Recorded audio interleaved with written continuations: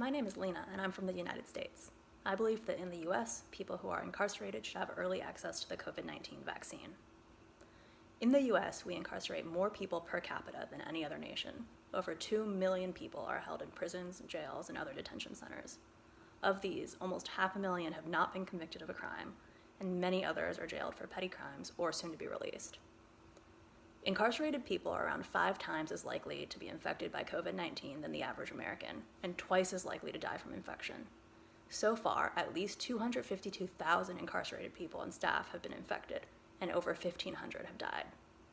These high rates of infection and mortality partly stem from the fact that physical distancing in overcrowded correctional facilities is nearly impossible. In some facilities, testing positive for COVID-19 can mean solitary confinement, since there is no other way to isolate positive cases. Limited availability of products like soap make basic hygiene and hand washing difficult. Mask use is also limited. In fact, some sheriffs have banned masks for inmates and correctional staff.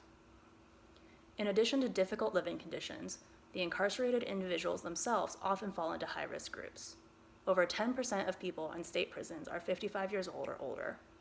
Lack of access to quality medical care means that older people who are incarcerated suffer more from chronic health conditions like hypertension, asthma, and diabetes, all comorbidities that increase the danger of COVID-19 infection.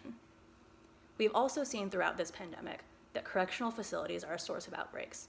The 5 largest outbreaks in the US were in prisons. These outbreaks not only put inmates and staff at risk, but go on to spread in local communities. Basic public health teaches us that it's important to stop outbreaks at their source. This means by vaccinating inmates and correctional staff, we're also containing the pandemic and protecting the broader US population. Congregate settings full of high-risk individuals like nursing homes and long-term care facilities are already high on the prioritization list, and correctional facilities should be no different. When people are incarcerated, they don't stop being important members of our community. By placing them in jails and prisons, we've taken away much of their autonomy.